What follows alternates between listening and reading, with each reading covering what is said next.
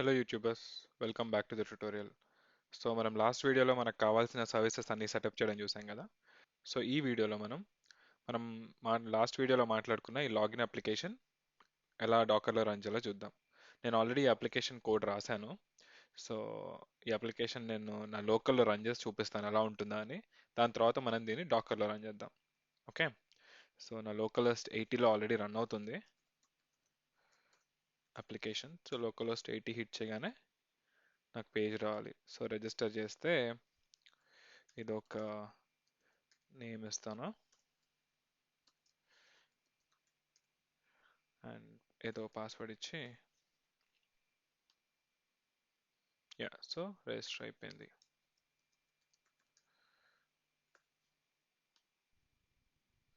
Okay. So ఇలా మనకి ఒక వెల్కమ్ మెసేజ్ కనిపిస్తుంది. సో మళ్ళీ లాగౌట్ అయితే మళ్ళీ మనం హోమ్ పేజ్కి వెళ్ళొచ్చు అనమాట. ఓకే. సో ఇది మన అప్లికేషన్. సో నేను ఈ అప్లికేషన్ కోడ్ చూపిస్తాను ముందు, దాని తర్వాత దాన్ని మనం డాకర్లో రన్ చేద్దాం. ఓకే. సో కోడ్ని విఎస్ కోడ్లో ఓపెన్ చేస్తున్నాను. సో నా కోడ్ ఇలా ఆర్గనైజ్ చేశాను అనమాట. ఈ ఎస్ఆర్సి అనే ఫోల్డర్లో మన కోడ్ అంతా ఉంది. దాని తర్వాత ఈ వ్యూస్ అనే ఫోల్డర్లో మనం ఇంతసేపు ఆ హెచ్టిఎంఎల్ అవన్నీ కనిపించాయి కదా, బటన్స్, పేజెస్ అవన్నీ వ్యూస్ అనే ఫోల్డర్లో ఉన్నాయి. ఓకే.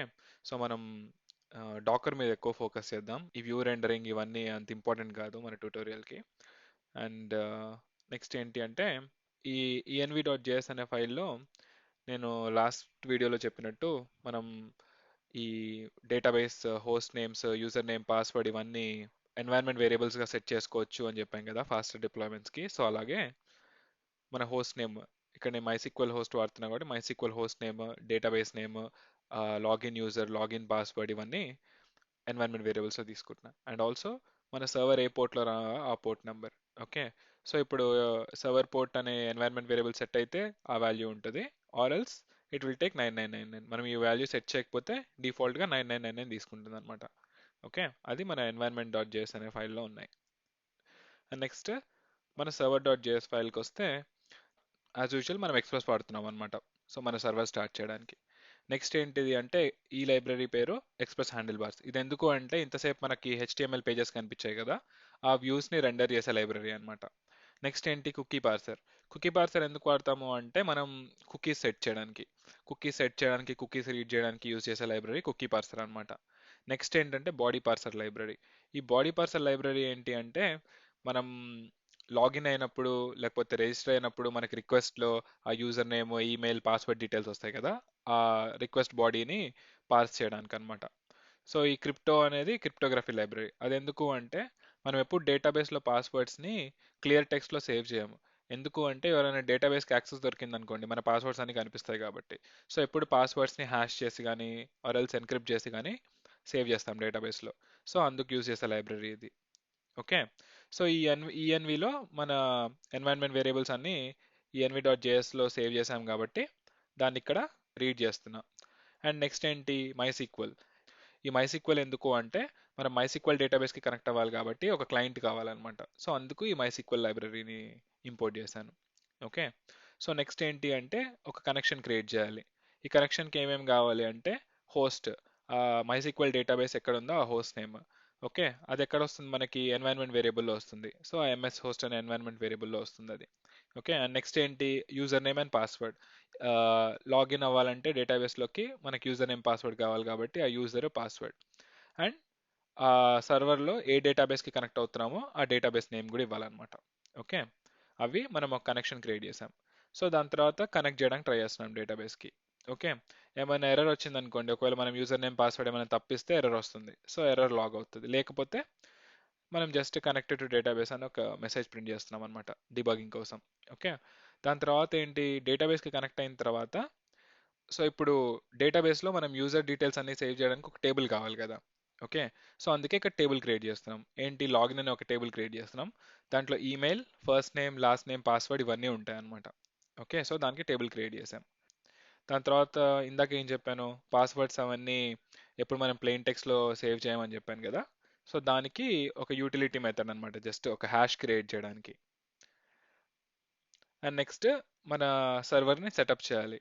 ఏంటి పైన ఈ బాడీ పార్సర్, కుకీ పార్సర్ ఇవన్నీ మనం సెట్ చేయాలి కదా. సో అవన్నీ సెటప్ చేస్తున్నాను ఇక్కడ.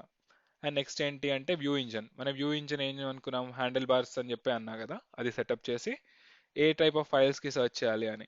సో ఇక్కడ మన ఫైల్స్ అని డాట్ హెచ్బిఎస్ ఫార్మాట్లో ఉన్నాయి కాబట్టి డాట్ హెచ్బిఎస్ అని సెట్ చేస్తున్నా. ఓకే. సో నెక్స్ట్ ఏంటి అంటే మన అప్లికేషన్ ఎలా వర్క్ అవుతుందో అది. సో ఎవరైనా మనం హోమ్ పేజ్ ఓపెన్ చేయగానే ఏం కనిపించాలి అంటే ఈ హోమ్ డాట్ హెచ్బిఎస్ అనే ఫైల్ కనిపించాలన్నమాట. సో అది రెండర్ చేయమని చెప్తున్నాం. ఓకే. సో దాని తర్వాత ఎవరైనా లాగిన్ బటన్ మీద క్లిక్ చేస్తే ఈ లాగిన్ డాట్ హెచ్బిఎస్ అనే ఫైల్ కనిపించాలన్నమాట. సో అది రెండర్ చేయమని చెప్తున్నాం. ఓకే. సో ఈ మెథడ్ ఏంటి అంటే మనం ఇప్పుడు ఆల్రెడీ లాగిన్ చేసేటప్పుడు యూజర్ నేమ్ పాస్వర్డ్ అవన్నీ ఇచ్చి సబ్మిట్ కొట్టినప్పుడు ఇప్పుడు ఏమవ్వాలి అని చెప్పేసి ఈ ఫంక్షన్ అనమాట. సో ఏంటి మనకి ఈమెయిల్ పాస్వర్డ్ రెండు వస్తాయి రిక్వెస్ట్లో. సో ఆ రెండు రీడ్ చేసి దాని తర్వాత ఫస్ట్ మనం హ్యాష్డ్ పాస్వర్డ్ రీడ్ చేస్తున్నాం అనమాట. ఓకే. సో దాని తర్వాత ఆ పాస్వర్డ్కి మనం ఒక హ్యాష్ జనరేట్ చేస్తున్నాం. ఎందుకు అంటే మన డేటాబేస్లో హ్యాష్డ్ పాస్వర్డ్ సేవ్ చేస్తాం అనమాట. సో ఏంటి select star from login where email is the email past and password అని చెప్పేసి సెర్చ్ చేస్తున్నా. అండ్ దెన్ ఒకవేళ ఇప్పుడు డేటాబేస్లో ఆల్రెడీ ఉందనుకోండి, so I get the length greater than 0. Okay. దాని తర్వాత వీడు ఆల్రెడీ రిజిస్టర్డ్ యూజర్ అని. సో ఒక కుకీ సెట్ చేస్తున్నాం. ఈ కుకీలో ఏంటంటే వాడి ఫస్ట్ నేమ్ లాస్ట్ నేమ్ ఉంటాయన్నమాట. ఓకే.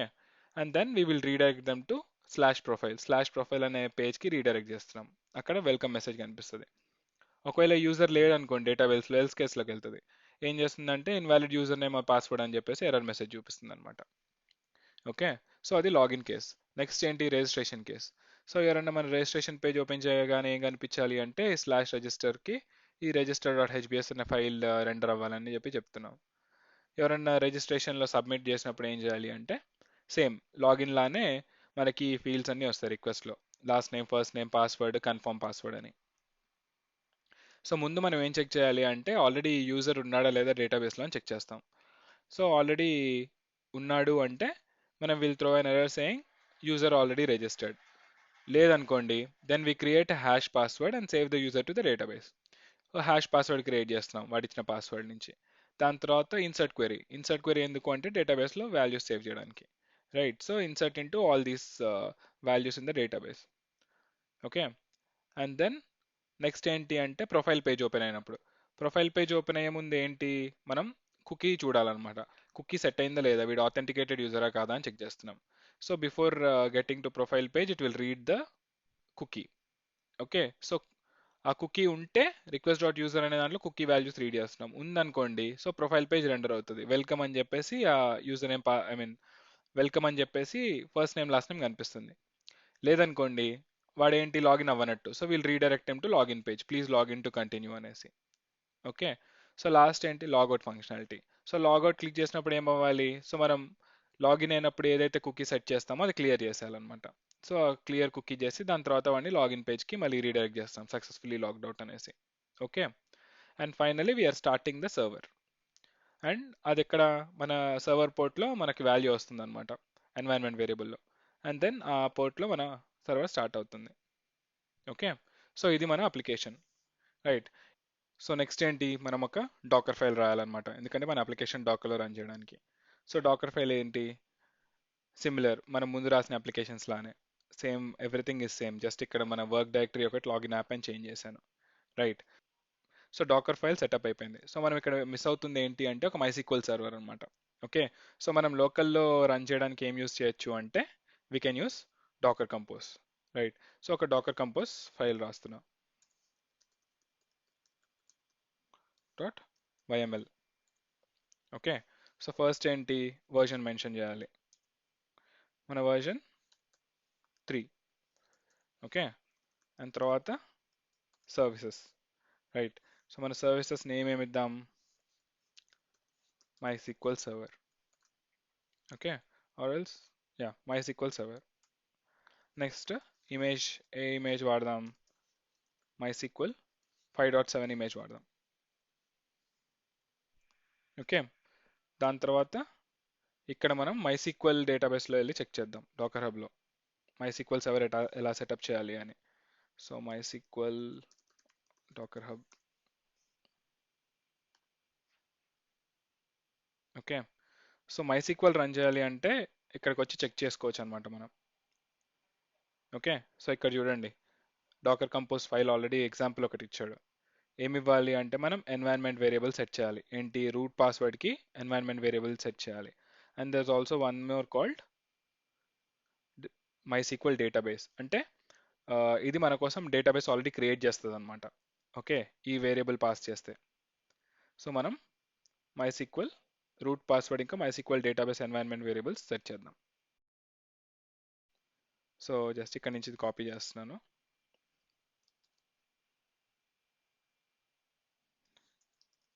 సో మన రూట్ పాస్వర్డ్ ఏమి ఇద్దాం, జస్ట్ ఎగ్జాంపుల్ కాబట్టి పాస్వర్డ్ అనే ఇద్దాం. నెక్స్ట్ ఏంటి, MySQL డేటాబేస్. సో మనం లాగిన్ డీబీ అని ఇద్దాం నేమ్ జస్ట్. సో మనకి లాగిన్ డీబీ అనే డేటాబేస్ క్రియేట్ చేస్తుంది మన కంటైనర్ స్టార్ట్ అయినప్పుడు. ఓకే, సో దీంతో మన MySQL కన్ఫిగరేషన్ అయిపోయింది. సో నెక్స్ట్ కన్ఫిగరేషన్ ఏంటి, మన login app.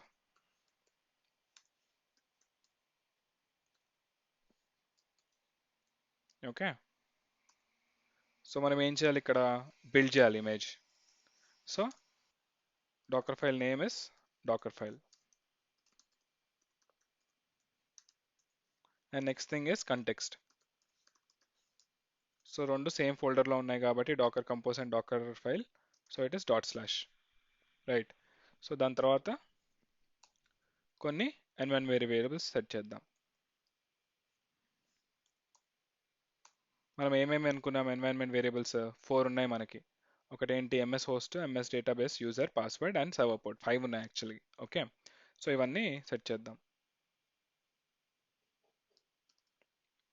Okay, so MS host ఏంటి, హోస్ట్ నేమ్ ఏంటి, మనం ఐపీ అడ్రస్ బదులు నేమ్ వాడచ్చు కాబట్టి MySQL సర్వర్. ఓకే, సో నెక్స్ట్ది ఎంఎస్ యూజర్. సో మనం ఏంటి, రూట్ యూజర్ లానే లాగిన్ అవుతున్నాం. సో నెక్స్ట్ ఏంటి, ఎంఎస్ పాస్వర్డ్. అంటే మనం ఇక్కడ ఇచ్చిన పాస్వర్డ్ పైన మనం రూట్ పాస్వర్డ్ ఏం సెటప్ చేసాం, పాస్వర్డ్. నెక్స్ట్ ఎంఎస్ డేటాబేస్, ఏ డేటాబేస్. సో మనం డేటాబేస్ ఏం సెట్ చేస్తాం, లాగిన్ డీబీ. సో అదే ఇక్కడ కూడా అదే ఇవ్వాలి. And last server port.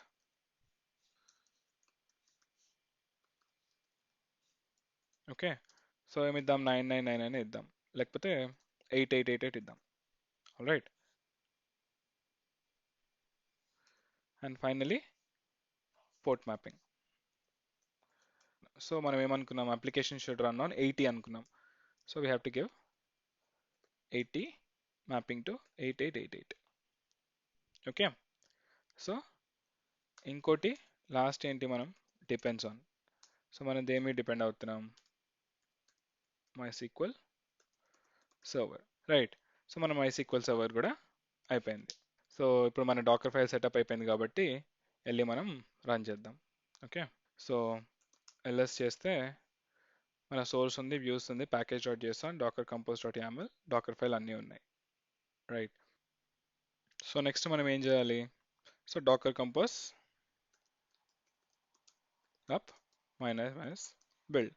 Okay,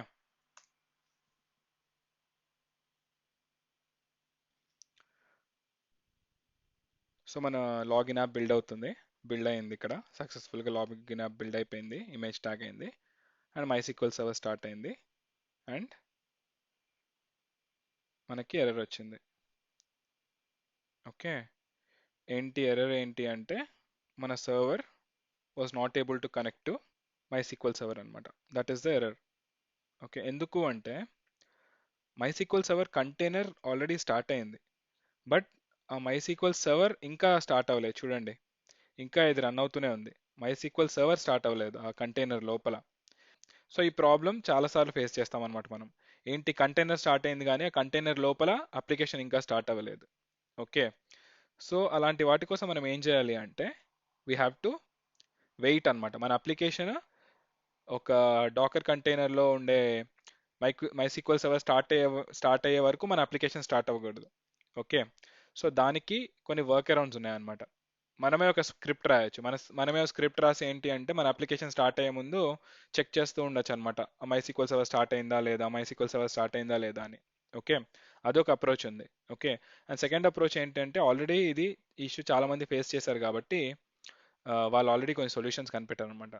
ఒక సింప్లెస్ట్ ఏంటంటే ఈ యూజర్ నేమ్ ఉన్న ఒక అతను ఆల్రెడీ ఒక డాకర్ కంపోజ్ వెయిట్ అని చెప్పేసి ఒక స్క్రిప్ట్ రాశాడు. ఓకే, అదేం చేస్తుంది అంటే ఇదే మన సర్వర్ స్టార్ట్ అయిందా లేదా అని చెప్పి చెక్ చేస్తుంది అనమాట. అప్పటి వరకు మన అప్లికేషన్ స్టార్ట్ అవ్వదు. ఓకే, సో ఇది ఇలాంటివి చాలా ఉన్నాయి, బట్ నాకు ఇది చాలా సింపుల్ అనిపించింది కాబట్టి నేను యూస్ చేస్తున్నా. సో ఏం చేయాలి, సింపుల్ అన్నమాట. జస్ట్ మనం మన కంటైనర్ లోపల ఈ స్క్రిప్ట్ని యాడ్ చేయాలన్నమాట. ఓకే, వెయిట్ అని చెప్పేసి ఒక స్క్రిప్ట్ ఉంది. ఆ స్క్రిప్ట్ని యాడ్ చేసి we have to wait till our container starts before executing this particular script అనేసి ఇది స్క్రిప్ట్ చెప్తుంది అనమాట. అండ్ వాటికి కొన్ని ఎన్వైరన్మెంట్ వేరియబుల్స్ ఇవ్వాలి. ఒకటి ఏంటి అంటే ఇది వెయిట్ హోస్ట్ అంటే వెయిట్ చేస్తుంది అనమాట ఏ ఏ కంటైనర్ కనెక్ట్ అవ్వాలని. ఇక్కడ ఎగ్జాంపుల్ చూడండి, ఇక్కడ ఏంటి ఒక పోస్ట్గ్రెస్ సర్వర్ ఒక మైసీక్వల్ సర్వర్ ఇస్తున్నాడు. అతని యాప్ ఇది మై సూపర్ యాప్ అనేది అతని యాప్ అనమాట. సో ఎన్వైరన్మెంట్లో వెయిట్ హోస్ట్ అని చెప్తున్నాడు. ఏంటి అంటే ముందు పోస్ట్గ్రెస్ రన్ అయ్యేంత వరకు ఇది స్టార్ట్ చేయొద్దు అని దీని meaning, or MySQL. Okay, so అలాగే మనం కూడా ఒక ఇది సెటప్ చేయాలి. సో ఈ సెటప్ చేయడానికి ఏం చేయాలి అంటే దీన్ని మన అప్లికేషన్ డాకర్ ఫైల్లోకి యాడ్ చేయాలన్నమాట. ఓకే, ఎలా యాడ్ చేస్తాము అంటే సో మన డాకర్ ఫైల్లోకి వెళ్ళి మన కమాండ్ మన స్టార్టప్ కమాండ్ ముందు ఇంకొక స్క్రిప్ట్ యాడ్ చేస్తున్నాను అనమాట. ఏంటి అంటే ఆ డాకర్ కంపోజ్ వెయిట్ స్క్రిప్ట్ ఇది ఇది ఆ స్క్రిప్ట్ యాడ్ చేస్తుంది. And next we have to run the wait script. After that execute NPM start. దీని మీనింగ్ ఏంటి అంటే వెయిట్ స్క్రిప్ట్ రన్ అవుతుంది మన ఎన్పిఎం స్టార్ట్ కంటే ముందు.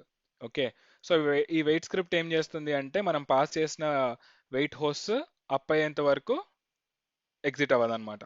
Okay, that is the use of the wait script. So ఇక్కడ ఏమి ఇవ్వాలి, మనం ఒక ఎన్వైరన్మెంట్ వేరియబుల్ ఇవ్వాలి వెయిట్ హోస్ట్స్. ఓకే, సో మనం దేనికోసం వెయిట్ చేస్తున్నాం, ఈ మై సీక్వెల్ సర్వర్ కోసం వెయిట్ చేస్తున్నాం. అండ్ మై సీక్వెల్ సర్వర్ దేనిలో రన్ అవుతుంది, 3306 అనే పోర్ట్లో రన్ అవుతుంది. రైట్, సో మనం ఆ wait host MySQL server 3306 port ఇచ్చేసాం. So I want to say 90 seconds wait చేయి ఎగ్జిట్ అయ్యే ముందని చెప్తున్నా వెయిట్ స్క్రిప్ట్కి. ఓకే, సో వెళ్ళి మళ్ళీ మన అప్లికేషన్ రన్ చేద్దాం,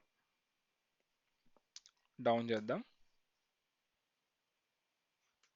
let's do up and bill.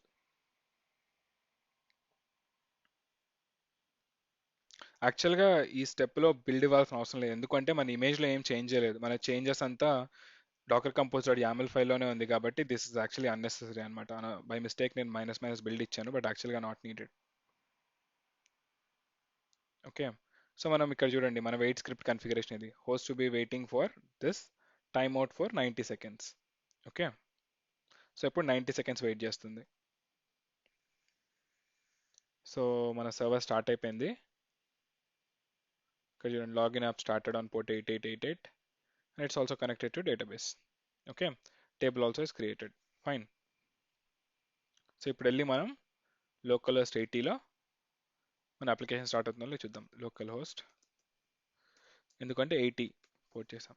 యాక్చువల్గా 80 అని ఎందుకు ఇచ్చానంటే మనం జనరల్గా google.com అని చెప్పి టైప్ చేస్తాం కానీ దాని తర్వాత పోర్ట్ నెంబర్ ఏమి ఇవ్వం. ఎందుకు అంటే మనం ఏం పోర్ట్ నెంబర్ ఇవ్వకపోతే if it's HTTP it will choose 80 అనమాట. మనం ఏం పోర్ట్ నెంబర్ ఇవ్వలేదు అనుకోండి బై డిఫాల్ట్ 80కి వెళ్ళిపోతుంది అది.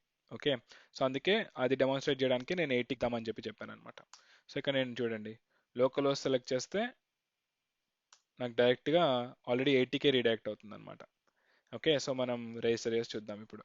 ఇది డాకర్ కంటైనర్లో రన్ అవుతుంది. So let's register. So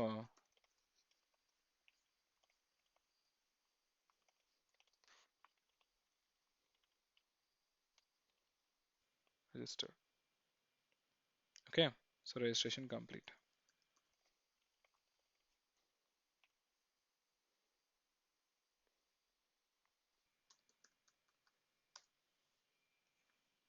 so మనకి వెల్కమ్ మెసేజ్ వచ్చింది. Okay, so I'm able to logout and మళ్ళీ హోమ్ పేజ్కి కూడా వెళ్ళబోతున్నాం. సో మన అప్లికేషన్ సక్సెస్ఫుల్గా డాకర్లో రన్ అవుతుంది అనమాట ఇప్పుడు. ఓకే, సో వెళ్ళి మన డాకర్ కంపోజ్ని కిల్ చేద్దాం.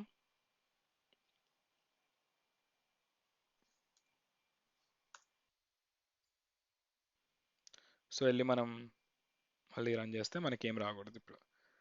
ఓకే, సో ఈ ట్యూటోరియల్లో మనం ఏం చూసాము అంటే ఈ అప్లికేషన్ని డాకర్లో ఎలా రన్ చేయాలో చూసాం.